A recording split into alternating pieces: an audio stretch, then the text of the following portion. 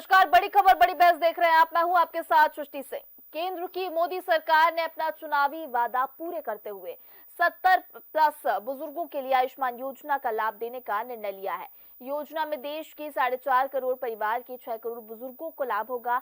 इसमें बुजुर्गों को 5 लाख रुपए तक का मुफ्त इलाज मिल सकेगा। बड़ी खबर बड़ी बहस में आज उसी विषय पर होगी चर्चा, लेकिन इससे पहले एक रिपोर्ट।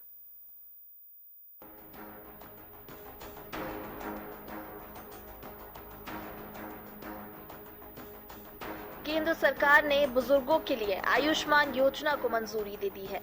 इस योजना में अब 70 साल से अधिक आयु वर्ग के बुजुर्गों को 5 लाख रुपए तक का फ्री इलाज मिल सकेगा। भारत में ऐसे बुजुर्गों की संख्या करीब 6 करोड़ है। इनमें एक बड़ी संख्या मध्य प्रदेश के रहवासी बुजुर्गों की भी है।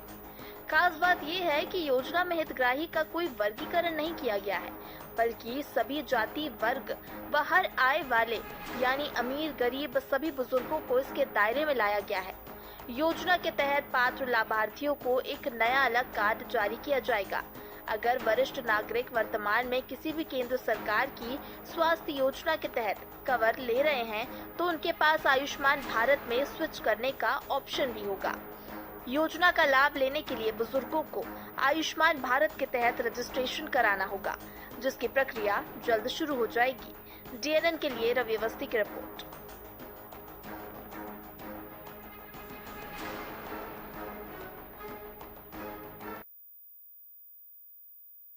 तो चलिए, बड़ी खबर बड़ी बहस में आज उसी विषय पर करेंगे चर्चा। हमारे साथ गेस्ट जुड़ गए हैं, पहले उनसे आपका परिचय करा देते हैं। तो हमारे साथ योगेश गुप्ता, आप बीजेपी से जुड़े हुए हैं। रितेश त्रिपाठी कांग्रेस से हमारे साथ जुड़े हुए हैं। वहीं हमारे साथ पॉलिटिकल एडिटर रवि अवस्थी जी जुड़े हुए हैं। सबसे पहले मैं आऊंगी रितेश जी आपके पास। देखिए, अब आप लोग की तरफ से कई बार ऐसी बातें कही जाती है कि भाजपा सरकार अपने वादे पूरे नहीं करती और अपने वादों पर अमल नहीं रहती। घोषणा पत्र के वादे सभी झूठे हैं। लेकिन देखिए, ये वादा भी तो घोषणा पत्र में किया था ना कि 70+ बुजुर्गों को जो मुफ्त इलाज दिया जाएगा, और इस फैसले पर मुहर लगती दिखाई दे रही है।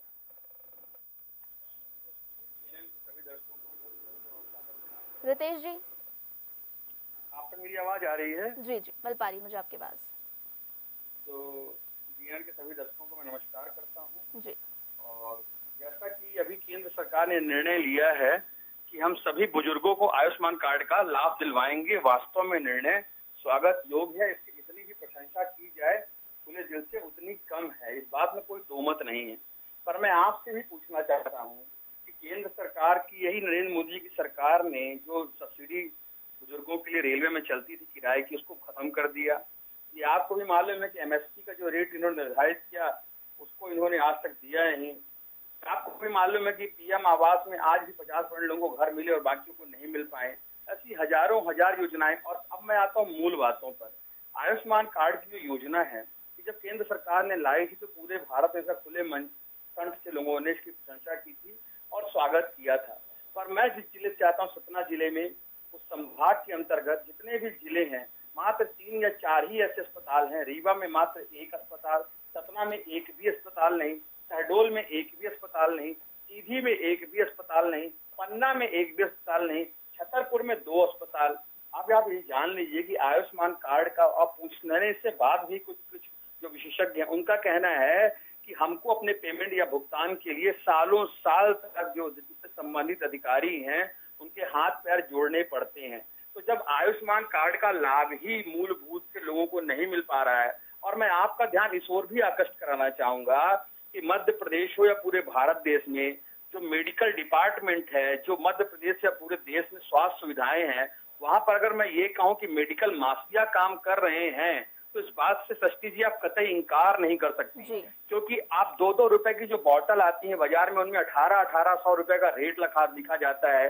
डॉक्टर जो सरकारी अस्पतालों में बैठते हैं उसके बगल में वो क्लिनिक में पूरा दिन देते हैं, और जब वो सरकारी अस्पतालों में बैठे तब वो कहते हैं शाम को 6 बजे के बाद हमारे क्लिनिक में आना। आप किसी भी प्रदेश के अस्पताल में जाइए, मैं ये विपक्ष के नाते नहीं कह रहा हूँ, मैं एक आम दर्द, एक आम आदमी का दर्द आपसे बता रहा हूँ। आप किसी भी अस्पताल में जाएंगी, आपको वहां पे कीड़े मकोड़ों की तरह आम जनता पिसती मरती दिखेगी। यदि विश्वास ना हो तो आप मुझे समय बताइए, मैं आपके साथ, मैं तो सतना में रहता हूँ, रीवा में रहता हूँ, आप भोपाल में जिस भी अस्पताल में सरकार, चाहे आप हमीदिया में जाएं, चाहे आप किसी भी अस्पताल में जाएं, हालत दिन प्रतिदिन बद से बदतर है। पूरे अस्पताल में बदबू का आलम है। तो स्वास्थ्य के नाम पर हम बहुत पिछड़ चुके हैं। आम गरीब, आम आदिवासी जो सरकार की ये कोई भी योजना हो, चाहे पीएम आवास हो या कोई भी योजना हो, चाहे आप आयुष्मान की बात करें, ये सिर्फ योजनाएं दिखने में बहुत खूबसूरत लगती हैं, वास्तव में पूरी योजनाएं खोखली हैं। और ये सरकार की जो पूरी कार्य प्रणाली है, मैं चाहता हूं कि ऐसी योजनाएं लागू हो। हमारे गरीबों को मैं उनकी हालत देखता हूं कि दर्द से कराहते हैं, पर उनके उपचार के लिए पैसे नहीं, पर लागू कहां हो रहा है। मैंने आपको अस्पतालों का डाटा बताया, आप चाहे तो ऑनलाइन वेबसाइट पे चेक भी कर सकते हैं। क्या मैंने झूठ बोला कि सतना में एक भी नहीं, पन्ना में एक भी नहीं, छतरपुर में 2, रीवा में 2, सीधी में एक भी नहीं, अस्पतालों में है ही नहीं आयुष्मान, तो कहां पर ये उपचार करवाएंगे। डॉक्टरों का कमीशनबाजी इतनी ज्यादा है कि आप एक्सरे करवाने जाएंगी, वहां पे भी उनको 50%। भाई मैडम, कल एक पर्चा लीक हुआ सरकारी डॉक्टर का, डॉक्टर सोनी का, सतना जिले में। उस पर्चे में ऊपर से लेकर नीचे तक क्या लिखा था, खुद लिखे खुदा बांचे। सरकार की कोई भी मॉनिटरिंग इस पर नहीं है, पूरी तरह से हैंड फ्री कर दिया गया है डॉक्टरों को। तो कुल मिला के एक मेडिकल माफिया काम कर रहा है मध्य प्रदेश में, और जो सरकार खुद ही आकंठ भ्रष्टाचार में डूबी हो, भला किसकी निगरानी कर सकेगी। वास्तव में मध्य प्रदेश के बुजुर्गों को, आम गरीबों को, ग्रामीणों को, किसान को और खास तौर से हमारी बहनों को, क्योंकि डिलीवरी रेट में इतने ज्यादा महिलाओं की मृत्यु हो रही है, इतना गंदा सिस्टम है डिलीवरी का। प्राइवेट में जाते हैं, सीधे सीजर करते हैं। आप खुद एक महिला है, मेरे दर्द को आप पहचान रही होंगी, आप इस दर्द से रूबरू भी कई बार हुई होंगी। वहां पे सीजर के लिए आपसे 50,000 रुपए ले लिया जाता है। गवर्नमेंट में जाती है तो कब मृत्यु हो जाए जच्चा बच्चा की, इसका कोई जिम्मेदारी कोई नहीं लेने को तैयार है। तो बहुत सारी अनियमितताएं हैं, इन पे आवश्यक कार्य करने की योजना स्वागत योग्य है, पर वास्तव में एक सही मार्गदर्शन के साथ, सही मॉनिटरिंग के साथ और सही दिशा में काम करने की आवश्यकता है। मैडम, मैं कांग्रेस के प्रवक्ता के रूप में नहीं, बल्कि एक 8 करोड़ मध्य प्रदेश वासियों के दर्द को आपसे बयां कर रहा हूं। जी चलिए, इसी का जवाब योगेश जी हमारे साथ जुड़े हुए हैं भाजपा सोनी से ले लेते हैं। देखिए रितेश जी को सुना आपने, योगेश जी, और तमाम आरोप उन्होंने लगाए हैं। और दूसरी ओर अगर हम भी इस पर नजर डालें तो कहीं ना कहीं तो देखिए दिखता ही है कि आयुष्मान योजना का विस्तार तो हो रहा है, लेकिन आयुष्मान योजना के तहत भी कई चीजें सामने आती है। देखिए कि कई अस्पताल एम्पैनल्ड नहीं है, कई एनएचए से मंजूरी नहीं मिली है और कई बीमारियां भी पैकेज से बाहर हुई हैं। तो इस तरह की स्थिति क्यों? देखिए सृष्टि जी, सबसे पहले तो यशस्वी प्रधानमंत्री माननीय नरेंद्र मोदी जी और हमारे मध्य प्रदेश के मुख्यमंत्री डॉक्टर मोहन यादव जी का बहुत बहुत आभार और अभिनंदन करना चाहेंगे हम देश और प्रदेश की जनता की तरफ से कि 70+ बुजुर्गों के हितों को ध्यान में रखते हुए अपने घोषणा पत्र के अनुरूप इस योजना को लागू करने की केंद्रीय मंत्रिमंडल ने स्वीकृति प्रदान करी। बहुत बहुत आभार केंद्र सरकार का और मध्य प्रदेश सरकार का। अब मेरे मित्र रितेश की जो आरोप प्रत्यारोप हैं, देखिए कांग्रेस पार्टी इसीलिए मध्य प्रदेश और देश में अप्रासंगिक होती जा रही है कि ये लोग बिना तथ्यों के आरोप प्रत्यारोप लगाते हैं। उदाहरण के तौर पर कल विवेक तनखा जी ने एक आरोप लगाया था अपने वीडियो को डालकर सांची दुग्ध को लेकर, और जब उस वीडियो का पर्दाफाश हुआ तो जब विवेक तनखा जैसे प्रबुद्ध वकील बिना तथ्यों के इस प्रकार के आरोप लगाते हैं तो वो स्वयं को हास्यास्पद ही नहीं बनाते, बल्कि अपने आप को वो ये साबित करते हैं, अपनी अयोग्यता को साबित करते हैं। इतने बड़े प्रबुद्ध वकील से इस प्रकार के झूठे आरोपी की अपेक्षा कोई भी जनमानस नहीं रखता है। एक बात। दूसरी बात, 5 लाख तक का सालाना मुफ्त इलाज हर साल सभी वर्ग के 70+ लोगों को, 4.5 करोड़ परिवारों के 6 करोड़ लोग लाभान्वित होंगे इस योजना से। मेरे मित्र ने भोपाल शहर का उल्लेख किया, मेरे साथ चलो आप रितेश जी, हमीदिया हॉस्पिटल, काजू हॉस्पिटल, जेपी हॉस्पिटल, मैं जाता हूँ वहाँ क्योंकि मेरा वहाँ व्यवसाय है, मैं स्टेशनरी सप्लाई करता हूँ वहाँ। आप चलो वहाँ, डॉक्टर पहले मरीज से ये पूछते हैं आयुष्मान कार्ड है कि नहीं। अगर है तो आयुष्मान कार्ड धारक को 7 दिनों तक, इलाज शुरू होने के पहले 7 दिनों तक की सारी जांचें, सारा इलाज, सारी खुराक जी। एक डेटा साझा करती हूँ योगेश जी मेरी बात सुन लीजिए। एक डेटा में साझा करती हूँ। देखिए इस योजना के तहत, आयुष्मान योजना के विस्तार का स्वागत करें, कोई इसमें दो राय वाली बात नहीं कि एक बहुत अच्छी पहल है कि 70+ बुजुर्गों को सुविधा दी जा रही है, बहुत अच्छी बात है। लेकिन दूसरी ओर अगर हम डेटा की बात करें तो देखिए 3 करोड़ 99 लाख लोगों का आयुष्मान कार्ड बना है, लेकिन उपचार की अगर बात करें तो सिर्फ 38 लाख लोगों का हुआ है। मैं आपको आंकड़े दे रहा हूँ, आप मुझे समय तो दीजिए, मेरा निवेदन है आपसे। आपने उनको इतना समय लीजिए दिया, समय जी। मेरी बात काट रहे हैं आप, उनको तो बीच में बोलना ही नहीं, आपकी बात नहीं काट रहे, मैं आपको सिर्फ एक डेटा दे रही थी, आप अपनी बात जारी रखें। डेटा दे रहा हूँ ना, मैं आपको डेटा दे रहा हूँ, लेट मी फिनिश जी। देखिए, आयुष्मान कार्ड धारकों ने जो 70 प्लस से पहले ये योजना हमारी लागू है, उसके अंतर्गत मध्य प्रदेश में 65 लाख से ज्यादा लाभार्थी लाभान्वित हो चुके हैं। और पूरे देश की अगर बात करें भारत की, तो 34.70 लाख, 34 करोड़ 70 लाख लोग अभी तक इस योजना से अपना इलाज करा चुके हैं। तो ये योजना जो एक आम जनमानस के स्वास्थ्य को ध्यान में रखते हुए, स्वस्थ भारत, स्वस्थ हमारा जनमानस कैसे हो, रखते हुए बनाई गई है। मैं मानता हूं कुछ विसंगतियां हो सकती हैं, मगर उन विसंगतियों पर भी नियंत्रण करने की पूरी कोशिश केंद्र सरकार की और मध्य प्रदेश सरकार की है। आपने कहा कि इनपैनलमेंट कम हुए हैं, 150 से ज्यादा पूरे देश भर में अस्पताल, सरकारी अस्पतालों के अलावा प्राइवेट नर्सिंग होम से लेके प्राइवेट जितने भी हैं, बड़े बड़े शहरों से लेके और जिले कस्बों तक वो इम्प्लीमेंट किए गए और आवश्यकता के अनुरूप उनको जोड़ा जाएगा। जो जिले छूट गए हैं वहां पर भी अस्पतालों को इस योजना से जोड़ा जाएगा। तो निश्चित रूप से ये एक बहुत ही महत्वपूर्ण योजना आम जनता के हितों को ध्यान में रखते हुए न केवल केंद्र सरकार ने बनाई, बल्कि प्रदेश सरकार में भी बखूबी संचालित है। आप नर्सिंग होम में भी जाते हैं तो वहां डॉक्टर पूछता है आपके पास आयुष्मान कार्ड है क्या, पहला शब्द होता है डॉक्टर का। आप गेस्टो केयर चले जाइए, आप बंसल हॉस्पिटल चले जाइए, ये निजी अस्पताल है, या आप सिम में चले जाइए, कहीं भी चले जाइए, सबसे पहला क्वेश्चन डॉक्टर मरीज से पूछता है, सारी बात सुनने के बाद, आपके पास आयुष्मान कार्ड है क्या। तो ये योजना आज धरातल पर वो मुहूर्त रूप ले चुकी है कि जिसकी अपेक्षा पूरे जनमानस को भी थी और केंद्र सरकार भी इसके प्रति पूरी तरह से धीर गंभीर थी। जी योगेश जी, चलिए एक जवाब दे दीजिए। रितेश जी ने एक सवाल किया था कि सतना में आयुष्मान के तहत एक भी अस्पताल नहीं है, इसका जवाब दे दीजिए। देखिए, सतना बहुत बड़ा शहर है, आयुष्मान के अंतर्गत वहाँ जिला चिकित्सालय से लेके वहाँ के प्राइवेट नर्सिंग होम में आप कहेंगी तो मैं लिस्टिंग भेज दूंगा सतना जिले की आपको। और अगर आप झूठ को सच मानकर और उसको डिबेट का हिस्सा मान रही हैं तो ये आप नहीं मांग रही, मैं तो आपसे जवाब ले रही हूं। आप आम जनता के साथ आप अच्छा नहीं कर रही, क्योंकि आम जनता ये वही बुजुर्ग हैं, वही महिलाएं, वही बहनें हमारी जो हमारी मतदाता हैं, और हम अपने मतदाताओं का पोषण कैसे करें, ये भारतीय जनता पार्टी निरंतर प्रयासरत रहती है। जी चलिए योगेश जी, आप भी कह रहे हैं कि जनता की आवाज आप उठा रहे हैं, रितेश जी भी यही कह रहे हैं कि हम जनता की आवाज उठा रहे हैं। हमारे साथ पॉलिटिकल एडिटर रवि अवस्थी जी मौजूद है, उनसे सुन लेते हैं। रवि जी, देखिए सुना आपने दोनों को, तो क्या कहेंगे?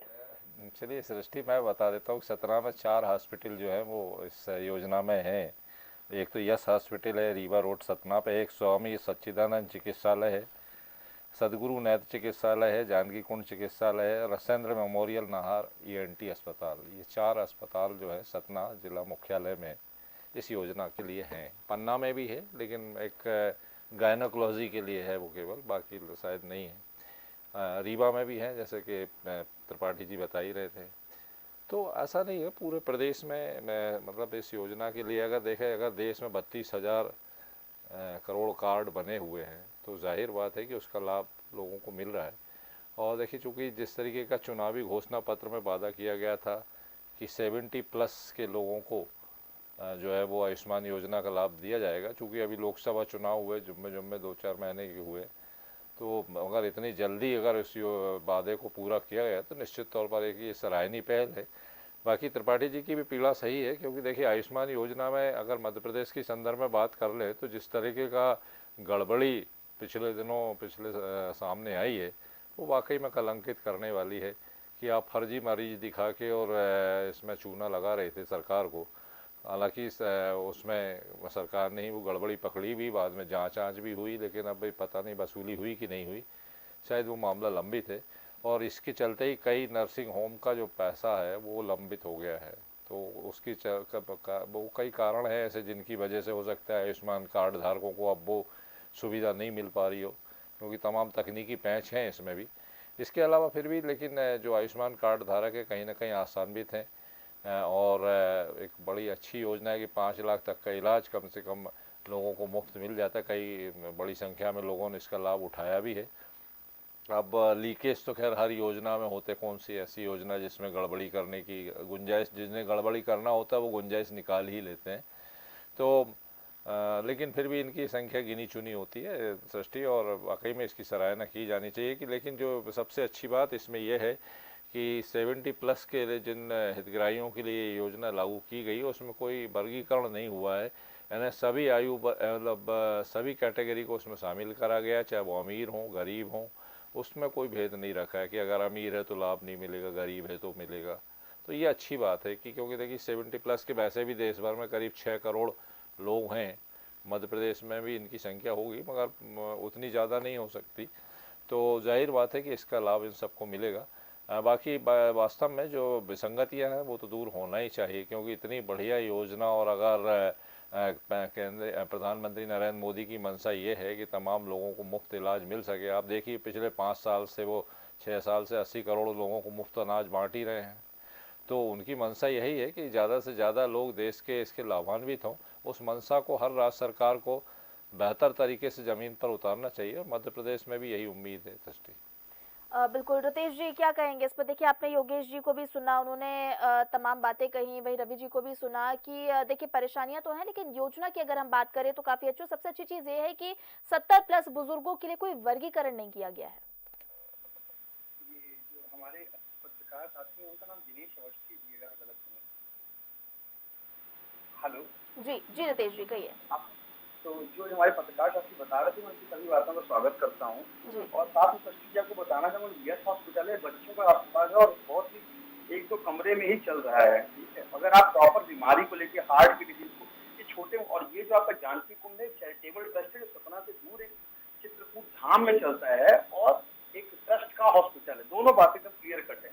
मैं नॉर्मल तरीके से बात कर रहा हूँ, गायनो की किसी को प्रॉब्लम है, पेडिस्ट्रियन की कोई प्रॉब्लम है, या आप ऑर्थोपेडिक की कोई प्रॉब्लम है, मतलब सारी समय। और अब मैं समझा दूं, डॉक्टर मजूमदार महाकौशल और वीर का सबसे बड़ा अस्पताल है, आप वहां पता करिए, वो भी डिनाई करते कि हम इसको नहीं एक्सेप्ट करेंगे। मैं पता करना चाहता हूँ, ठीक उन्होंने कहा, अगर मैं कोई भी बात भारतीय जनता पार्टी के प्रवक्ताओं से बोलता हूँ तो वो मुझसे इस तरह गजब से बात करने लग जाते हैं हम लोगों से, जैसे कांग्रेस उनका देश का विरोध करती है या हम उनके पुश्तैनी हमारा विरोध है जमीन। हमारा कोई आपसे विरोध नहीं है, हम सिर्फ जनता की आवाज को उठाते हैं। आप अपने नेताओं का बखौल आभार करिए, सुबह शाम उनको गुलदस्ते भेजिए, हम उसका स्वागत करते हैं। पर हम ये कहना चाहते हैं कभी न कभी दिन में एक बात तो जनता से रूबरू हो, उनकी बातों को उठाइए। अभी अभी मैं भारतीय जनता, आपने कहा तो आपको उन्होंने कहा कि आप मुझे डिबेट में रोक नहीं सकती। अरे क्यों नहीं रोक सकती, आप एक एंकर के रूप में बैठी हैं, आपका काम है प्रश्न उठाना और आपके आंकड़े भी उनको सुनना पड़ेगा। मैं योगेश जी को अच्छा प्रवक्ता तब मानता जब समन्वय की भावना से आपकी पूरी बात को सुनते और फिर उसको भी अपने आंसर में इंक्लूड करते। और जो हमारे पत्रकार साथी बोल रहे थे, मैंने उनकी बातों को सुना और स्वीकारता हूँ, पर ऐसे कई अस्पताल हैं जिनका नाम तो है, जिनकी फीस भी बच्चे दे रहे हैं, पर अस्पताल कहीं भी फिजिकल रूप से नहीं है। ऐसे कॉलेज भी हैं, ऐसे अस्पताल भी हैं, ऐसे कई इंस्टीट्यूशंस भी हैं जिनकी फीस भी लग रही है। रितेश जी योगेश जी ये भी कह रहे हैं, योगेश जी ये भी कह रहे हैं कि कोई भी अस्पताल आप चले जाइए, राजधानी भोपाल की आप बड़े से बड़े अस्पताल चले जाइए, सबसे पहला सवाल यही रहता है कि आपके पास आयुष्मान कार्ड है या नहीं। बिल्कुल सही उन्होंने कहा, मैं इस बात का स्वागत करता हूँ। आप जब भी किसी बड़े अस्पताल में जाएंगी वहां भी कहा जाता है क्या आपके पास आयुष्मान कार्ड है सृष्टि जी, और जैसे ही आप कहेंगी हाँ हमारे पास आयुष्मान कार्ड है, दूसरा सवाल रहता है उनका जवाब, हम आपका इलाज नहीं कर सकते। माफ इस बात से आप भी इंकार नहीं कर सकती, ये मेरा निजी अनुभव रहा है। बोलते हैं कि हम इस चीज से परेशान हो चुके हैं, हमने अपने आप को इसमें साइन किया था पर हमारा पेमेंट। तो पहला सवाल यही है क्या आयुष्मान कार्ड है, जैसे ही आप बोलेंगी हाँ, वो बोलेंगे हम आपका इलाज नहीं कर सकते, क्योंकि गवर्नमेंट की सारी योजनाएं भ्रष्टाचार की है। खुद बात ये मानेंगे भी मन में अपने, पर यहाँ स्वीकारनेंगे नहीं, अलग बात है। इन्होंने जो आंकड़े दिए कह रहे हैं 34 करोड़ लोगों को अभी तक इसका लाभ मिल चुका है। अगर 34 करोड़ लोगों को हम रेशियो में बांटते हैं तो हर परिवार में एवरेज 4 लोग तो भारत में होते ही है। इसका माना ये मान सकते हैं कि भारत में हर व्यक्ति को इसका लाभ मिल चुका है। जबकि हमारे पत्रकार साथी, अगर मैं गलत नहीं कह रहे हैं, 25 करोड़ आयुष्मान कार्ड बने ही हैं कुल भारत में, मतलब 100% लोगों ने इसका उपयोग कर लिया। 100 नहीं 120% लोगों ने इसका उपयोग कर लिया। ये दोनों की आंकड़ों को मैंने सुन के, मैंने खुद डेटा सर्टिफाइड नहीं किया है, कि जो मैंने सुना मैं उसी का जवाब दे रहा हूँ। हाल ही के दिनों में नर्सिंग घोटाला और आयुष्मान कार्ड घोटाला मध्य प्रदेश में खासा सुर्खियों में रहा है। नंबर 2। नंबर 3, इन्होंने अप्रासंगिक बताया, तथ्यहीन बताया मेरी बातों को। मैंने हर जिलेवार आपको रिपोर्ट दी और ये भी बात अभी भी क्लेम कर रहा हूँ कि जो अस्पताल है वो 1 कमरे में या 2 कमरे में या किसी ट्रस्ट के तहत हो तो फ्री में भी इलाज कर देते हैं। पर बड़े अस्पताल सतना में आप सर्च करेंगे तो नाहर नर्सिंग होम, प्रेम नर्सिंग होम, हार्ट का प्रेम नर्सिंग होम है, पूरे फिजिशियन के लिए नाहर नर्सिंग होम है, पाठक नर्सिंग होम है, बड़े बड़े अस्पताल है। गवर्नमेंट बात में इसलिए नहीं कर रहा क्योंकि सामान्य व्यक्ति का जो थोड़ी बहुत भी अर्न कर रहा है, कमाई कर रहा है, वो गवर्नमेंट में कभी षष्ठी जी नहीं जाना चाहेगा। मैं दावे के साथ कह सकता हूँ, योगेश गुप्ता जी हो, चाहे आप हो, चाहे हमारे पत्रकार साथी हो, कोई भी गवर्नमेंट हॉस्पिटल को प्रायोरिटी में नहीं जाना चाहता है। सब प्राइवेट हॉस्पिटल में जाते हैं और वो इसको एक्सेप्ट नहीं करते हैं। इस बात को उनको मानना चाहिए। और वो कांग्रेस को अपना दुश्मन मानते हैं, अपने नेताओं को आभार देने से उनका जी नहीं भरता है, तो बिल्कुल आप आभार दीजिए। रही बात चुनाव जीतने की और प्रासंगिकता की, तो मैं बताना चाहता हूं, भारत में अपराधियों के चुनाव जीतने का रेशियो 58% रहा है आज तक। जो भी अपराधी पर्चा भरता है वो चुनाव जीतता है। इसका मतलब ये नहीं कि लोगों ने आपको इसके लिए सर्टिफाइड कर दिया कि आप बहुत ज्यादा मानवतावाद पे चलने वाले लोग हैं। चुनाव जीतना अलग परिप्रेक्ष्य हो सकता है। चुनाव लोग साड़ी कंबल बांट के भी जीत जाते हैं, जैसे आप पैसे बांट के जीत रहे हैं, पर काम करना अलग बात होती है। आप काम करके दिखाइए, हम हर योजना में आपके साथ खड़े होंगे। और मैंने पहले ही शब्द में कहा कि आयुष्मान कार्ड जैसी योजनाओं की देश को आवश्यकता है, पर आज की सारी योजनाओं की शुरुआत ही घोटाले से होती है। मैंने कोई भी तथ्य आपके सामने गलत नहीं किया। आप नेट में सर्च कर लीजिए। आप कोई फर्जी अस्पताल चला रहा है या 2-4 कहीं पे चला रहे हैं, कहीं पे जो फिजिकली अवेलेबल नहीं है, तो बात अलग हो सकती है। बाकी सतना के 5 नर्सिंग होम मैंने बताया, रीवा का ही बताया, और डॉक्टर मजूमदार का महाकौशल में सबसे बड़ा हड्डियों का अस्पताल ही बताया। वहां भी मैंने 1 हफ्ते पहले ही पता किया था, नेट में भी सर्च किया, तो वो भी एक्सेप्ट नहीं करते हैं। जो करते भी है वो सर्टेन केसेस में करते हैं, हर केस के लिए एक्सेप्ट नहीं करते। मतलब लिमिटेशन बहुत ज्यादा कर रखी है। अब ये अलग बात है कि आप मुझे दोषी करेंगे, मेरे सारे तथ्य प्रासंगिक हैं। जी आपकी रितेश सारी जी, बातें रितेश जी, निराधार है। रितेश जी सुनिए, ये तो ठीक है, हम यहाँ पर जो विसंगतियों की बात आप भी कर रहे हैं, रवि जी ने भी अभी उनका जिक्र किया कि ये है, इनको दूर करना बहुत जरूरी है, तभी जो लाभ सरकार देना चाहती है वो उन लोगों को मिल सकेगा। दूसरी ओर लेकिन ये भी नहीं कह सकते कि सरकार धरातल पे कुछ नहीं करी। देखिए, सोयाबीन की मांग उठा रहे थे, उसका एमएसपी भी लागू कर दिया गया, 4,892 रुपए कर दिया गया, जो कि पहले 4,600 था। बहुत अच्छी बात है, स्वागत योग्य। फिर से कहता हूं, पर मैं यही पूछना चाहता हूं, यही तो मैं कह रहा हूं इतनी देर से, आधे घंटे से, एमएसपी तो गेहूं की भी 2700 और धान की 2100 है, तो मध्य प्रदेश में एक भी किसान आपको मिला आज तक जिसको मिलती है एमएसपी? आप बताइए मेरे को, मिला है कोई किसान? बताइए। आपसे सवाल है मेरा। भारतीय जनता पार्टी कार्यकर्ता तो मैं कांग्रेस का उनका दुश्मन हूँ, आप तो उनकी दोस्त हैं। आप बताइए, एक कार्यकर्ता, एक किसान पूरे देश का बताइए मध्य प्रदेश का जिसको 2700 एमएसपी मिलती हो। अरे जब पहले वाले ही अभी अधर में लटके हुए हैं, तो अब वालों को क्या मिल जाएगा? तो योजना तो मैं घर से बैठे बैठे कहूंगा, षष्ठी जी कल 50,000 आपके अकाउंट में डलवा दूंगा। होना जाना कुछ है नहीं, बातों के चने चाव रहे तो बातों के चने चाव रहे हैं। ये कुल मिला के आप योजनाएं उतनी ही लाइए जितना हो सके। और आपकी जानकारी बता दूं, ये लाडली बहना कारण ठेकेदारों का पेमेंट रुक गया है, लोग सड़क का पेमेंट नहीं पा रहे हैं, लोग ब्रिजों का पेमेंट नहीं पा रहे हैं, और 1270 योजनाएं 1 हफ्ते पहले ही माननीय मुख्यमंत्री जी ने बंद कर दी है। प्रदेश की हालत दिन प्रतिदिन बद से बदतर होती जा रही है, और ये मात्र भारतीय जनता पार्टी चुनाव जीतने के लिए षष्ठी जी कर रही है। ये बात को मानेंगे नहीं, ये धरातल की सच्चाई मैं आप तक अवगत कराना चाहता हूँ। आप इस बात को मानिए और लोगों तक पहुंचाइए इस बात को अपने चैनल के माध्यम से कि मध्य प्रदेश आर्थिक संकट के सबसे बुरे दौर से गुजर रहा है। साल में हमको 24,000 रुपए सिर्फ पेनल्टी के रूप में, ब्याज के रूप में देना पड़ रहा है। मैंने आपकी सभी बातों को सुना, ये जो तमाम आरोप आपने लगाए हैं, और उसके बाद जो तमाम यानी योजनाओं का आप स्वागत कर रहे हैं, लेकिन जो विसंगतियां इसमें आ रही है, जो परेशानियां आ रही है, उनका आप जिक्र कर रहे हैं। तो चलिए इसका जवाब हम योगेश जी हमारे साथ जुड़े हुए उन्हीं से ले लेते हैं। योगेश जी, देखिए, आपने सभी बातों को सुना, रितेश जी की भी बातों को सुना, रवि जी की भी बातों को सुना, दे दीजिए जवाब। देखिए सृष्टि जी, रितेश जी की जितने भी आरोप थे उनका खंडन तो सम्मानित रवि जी ने कर दिया था जिलेवार। एक तो ये जिले विशेष की बात कर रहे हैं, जबकि आयुष्मान योजना एक व्यापक योजना है, पूरे देश के लिए है। ये खाली एक प्रदेश या एक जिले के लिए नहीं है, ये बार बार इनकी सुई सतना पे अटक रही है, एक बात। और उस बात का खंडन माननीय रवि अवस्थी जी कर चुके हैं। दूसरी बात, इन्होंने बोला कि आयुष्मान कार्ड है, पूछने के बाद डॉक्टर इलाज करने से मना कर देता है। सरासर झूठ है ये।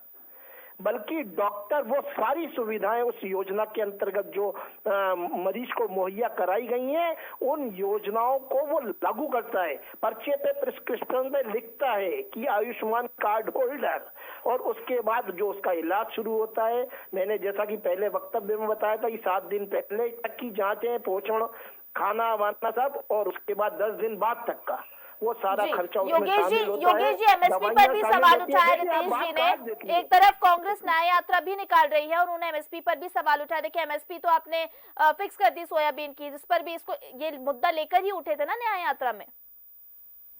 देखिए सृष्टि जी, एक एक करके सवाल पूछेंगी तो बेहतर जवाब आ पाएंगे। एक तो आयुष्मान योजना पर जो मैं बोलना चाह रहा नहीं, मैं तो आपको गिना रही हूँ बातें जी। हाँ गिना रही ना, एमएसपी का सब पे जवाब दे दीजिए। ये विषयांतर आप ही ने किया जी। एक एंकर अगर कोई विषय लेकर बैठता है, माफ करना, तो वो विषयांतर नहीं करता है। आज की डिबेट का विषय आयुष्मान योजना था, खैर आप उसको लेके आई, वो भी सोयाबीन को जो हमने उसको समर्थन मूल्य लागू किया है, वो भी एक उत्साहवर्धक योजना है और उसके लिए भी केंद्र सरकार, प्रदेश सरकार का बहुत बहुत आभार है, क्योंकि 4,998 जो कांग्रेस आज इतना चिल्ला कर किसानों के हित में बात कर रही है, उन्होंने किसान कर्ज माफी के नाम पर किसानों को हरे पीले नीले पन्नों में उलझाया। किसी भी किसान का 2 लाख रुपए तक का कर्जा माफ नहीं किया, किसी का 10 रुपए, किसी का 20 रुपए, किसी का 50 रुपए, और मैक्सिमम 50,000 तक का कर्जा, कुल 25,000 किसानों को वो कमलनाथ जी के कार्यकाल में लाभ मिला। एक भी किसान को 2 लाख तक का किसान कर्जा माफी नहीं हुई। वहीं दूसरी तरफ कांग्रेस ने 55-60 साल इस देश में और प्रदेश में शासन किया, कभी किसानों को 2200 से ऊपर का एमएसपी नहीं दिया जी।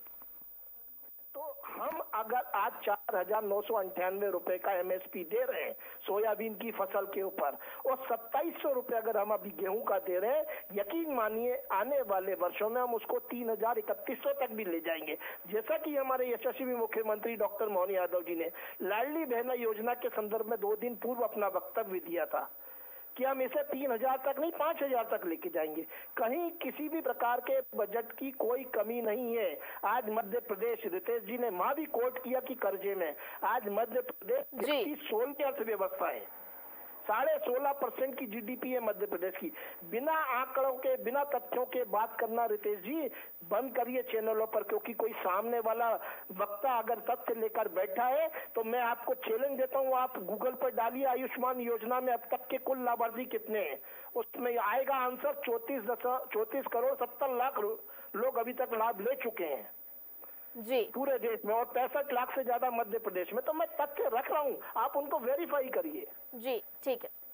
झूठ बोलना बंद करिए, जोर से झूठ बोलने से आप कोई मैसेज जनता तक नहीं पहुंचा पाएंगे। जी बिल्कुल योगेश जी, और इसका तो देखिए जिक्र उन्होंने भी किया था, रितेश जी ने भी किया था कि योजना को तो स्वागत करते हैं, लेकिन जो विसंगतियां हैं उनको दूर करने का बस प्रयास सरकार करेगी तो सभी परेशानियों का हल मिल जाएगा। यही बात रवि जी भी कह रहे थे। फिलहाल इस चर्चा को यही विराम देंगे। बहुत धन्यवाद रितेश जी आपका हमारे साथ जुड़ने के लिए, योगेश जी आपका, रवि जी आपका भी बहुत धन्यवाद हमारे साथ जुड़ने के लिए। तो बिल्कुल केंद्र की मोदी सरकार ने अपना चुनावी वादा पूरा कर दिया है और 70+ बुजुर्गों के लिए आयुष्मान योजना का लाभ देने का निर्णय ले लिया है।